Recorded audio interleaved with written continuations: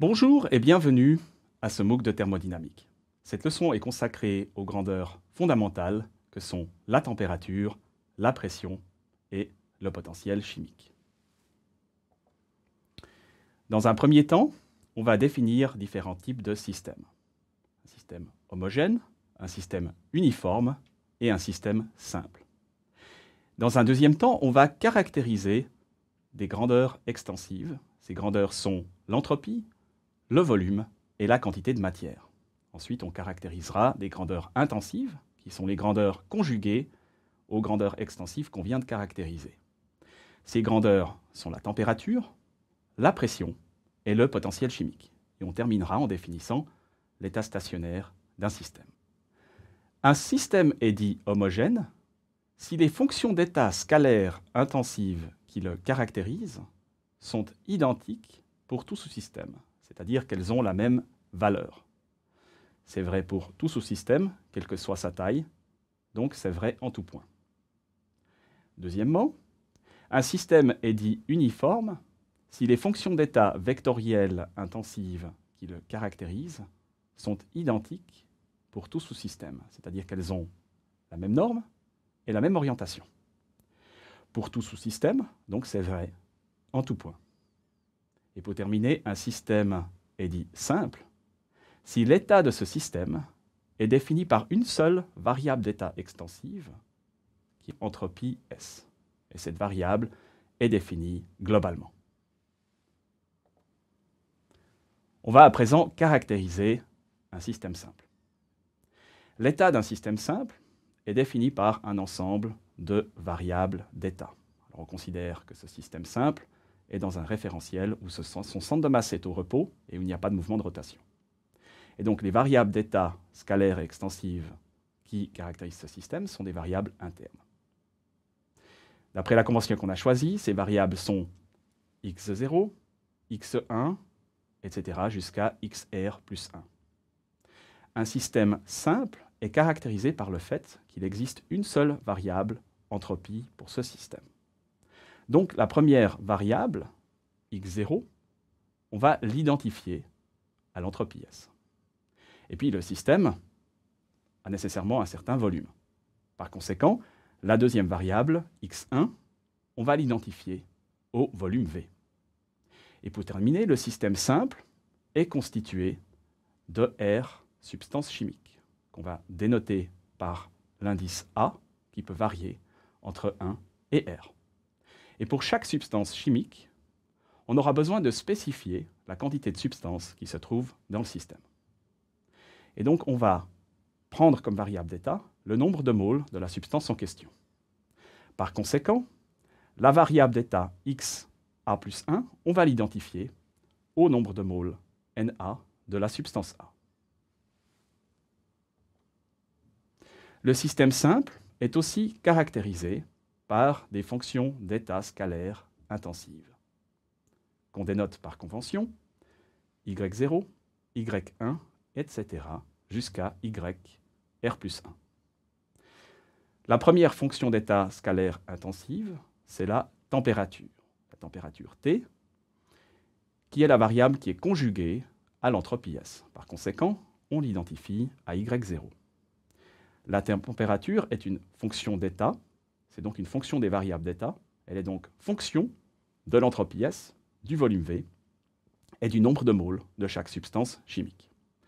Elle est définie comme la grandeur conjuguée à l'entropie, ce qui s'exprime mathématiquement de la manière suivante. La température est égale à la dérivée partielle de l'énergie interne U par rapport à l'entropie S. La deuxième fonction d'état scalaire intensive qu'on va introduire, c'est la pression P. La pression P est définie comme l'opposé de la grandeur conjuguée au volume. Par conséquent, on identifie P à moins y1. La pression P est une fonction d'état, c'est donc une fonction des variables d'état du système, à savoir l'entropie S, le volume V et le nombre de moles associés à chaque substance chimique. La pression est définie comme moins l'opposé de la variable conjuguée au volume, ce qui s'exprime mathématiquement de la manière suivante. P est égal à moins la dérivée partielle de l'énergie interne U par rapport au volume V. Il nous reste le potentiel chimique associé à chaque substance, en l'occurrence ici à la substance A. Ce potentiel chimique associé à la substance A, on l'appelle mu de A.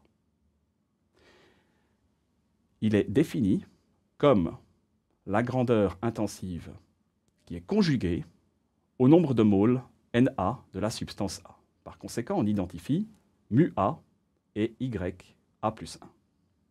Le potentiel chimique mu A de la substance A est une fonction d'état. C'est donc une fonction de l'entropie S, du volume V et du nombre de moles de chaque substance chimique. Le potentiel chimique de la substance A, mu A, est défini comme la grandeur conjuguée au nombre de moles Na de la substance A, ce qui s'exprime mathématiquement de la manière suivante. Le potentiel chimique mu A est la dérivée partielle de l'énergie interne U par rapport à Na. On peut maintenant exprimer le premier principe explicitement en termes des variables d'état physiques du système. Le bilan d'énergie interne s'exprime de la manière suivante. U point est égal à la somme de I égale 0 à R plus 1, du produit de la dérivée de U par rapport à XI, qui est YI, fois XI point. On peut maintenant prendre les deux premiers termes de cette somme et les sortir. Et donc on écrit U point comme Y0, X0 point, plus Y1, X1 point, et les termes restants, plus la somme de A égale 1 à R, de YA plus 1, fois X point de A plus 1. On a identifié auparavant les grandeurs extensives et intensives. X0, c'est l'entropie S. X1, c'est le volume V. XA plus 1, c'est le nombre de moles Na de la substance A. Y0, c'est la température T. Y1, c'est moins la pression P. Et YA plus 1, c'est le potentiel chimique mu A de la substance A. À l'aide de ces identifications, on peut réexprimer le bilan d'énergie interne de la manière suivante. U point est égal à T S point moins P V point plus la somme de A égale 1 à R de mu A Na point. Le premier principe nous dit par ailleurs que la dérivée temporelle de l'énergie interne, c'est-à-dire U point, c'est la somme de la puissance mécanique de déformation PW et de la puissance thermique PQ. En identifiant les membres de droite de ces deux expressions, à savoir ce membre de droite là, avec ce membre de droite ci, on obtient l'équation suivante. TS point moins PV point plus la somme de A égale 1 à R de mu A Na point est égale à PW plus PQ. À présent, on veut pouvoir appliquer le deuxième principe de la thermodynamique. Ce qu'on va devoir faire, c'est établir une expression explicite pour la dérivée temporelle de l'entropie. C'est-à-dire qu'on veut une expression explicite pour S point. Ce qu'on va devoir faire, c'est prendre les deux derniers termes qui se trouvent dans le membre de gauche de cette équation et les passer dans le membre de droite. Et ensuite, on divise le tout par la température. On obtient alors la dérivée temporelle de l'entropie. S point, qui est égale à 1 sur T, qui multiplie PW plus PQ, plus PV point, moins la somme de A égale 1 à R de mu A Na point. Pour obtenir l'expression du taux de production d'entropie, on va appliquer le deuxième principe pour un système qui est adiabatiquement fermé. Si le système est adiabatiquement fermé, la puissance thermique PQ est nulle. Et la dérivée temporelle de l'entropie S point se réduit alors au taux de production d'entropie pi de S, positif ou nul. Donc, on peut obtenir l'expression du taux de production d'entropie en partant de l'expression de la dérivée temporelle de l'entropie, et on impose la condition que PQ égale 0. Et donc, le taux de production d'entropie s'exprime comme 1 sur T, qui multiplie PW plus PV point, moins la somme de A égale 1 à R de mu A n A point. Et ce taux de production d'entropie peut être positif ou nul. À l'aide de l'expression de S point et de l'expression de pi de S, on est maintenant en mesure d'écrire le bilan d'entropie explicitement en fonction de la puissance thermique PQ. Ce bilan d'entropie est le suivant. S point a deux causes. La première, c'est le taux de production d'entropie pi de S.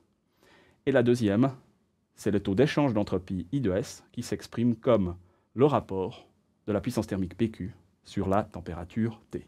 Par conséquent, la puissance thermique PQ est liée au taux d'échange d'entropie I de S de la manière suivante. PQ est égal à T IS. Par conséquent, s'il y a échange de chaleur, il y aura échange d'entropie. On peut à présent définir l'état stationnaire d'un système. Un système thermodynamique est dans un état stationnaire si ses variables d'état sont indépendantes du temps. Exemple, l'entropie. L'entropie est constante. S point égale 0. On peut maintenant tenir compte explicitement du bilan d'entropie et du deuxième principe. Le bilan d'entropie nous dit que S point est la somme de deux contributions, pi de S d'une part, et PQ sur T d'autre part. Et le deuxième principe nous dit que pi de S est plus grand ou égal à 0. Par conséquent, étant donné que l'entropie est constante, S point est nul, on en tire une expression explicite de la puissance thermique. PQ est alors égal à moins le produit de la température fois pi de S.